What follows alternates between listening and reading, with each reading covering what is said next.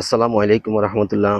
বন্ধুরা, এই যে দেখেন, আমি যখন বাগান পরিচর্যা করি, যত গাছ থাকে, মরা গাছ, পাতা লতা যা পাই, সবগুলো আমি এক জায়গায় জমাই। জমানোর পরে এগুলা কিছুদিন পরে যখন নরম হয়, তখন এগুলো আর কি আমি পচাইয়া সার হিসাবে ব্যবহার করি গাছের ভিতরে।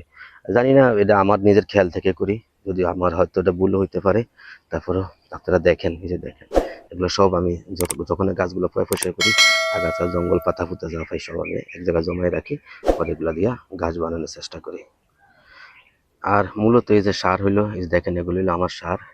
এই যে দেখেন, এগুলো আমি সবসময় আমার এই বাগানের ভিতরে রেখে দিই। এই যে দেখেন, ওই মাথা পর্যন্ত এগুলো সব জৈব সার, গোবর সার আর কি আমি স্টক করে রাখি। যখন প্রয়োজন হয় আমার গাছে গোড়ায় নিয়ে নিয়ে ব্যবহার করি, যেন গাছগুলো সুন্দর থাকে, উর্বর হয়, এই জন্য আর কি। তো আলহামদুলিল্লাহ, এই পর্যন্ত এগুলা দিয়ে আমি চালাইতে আছি, চলতে আছে। দেখা যাক পরবর্তীতে কি হয়, আপনাদেরকে জানাবো। বন্ধুরা, আজকের মতো রাখি। আপনারাও সবাই ভালো থাকবেন, নিজের খেয়াল রাখবেন। আল্লাহ হাফিজ।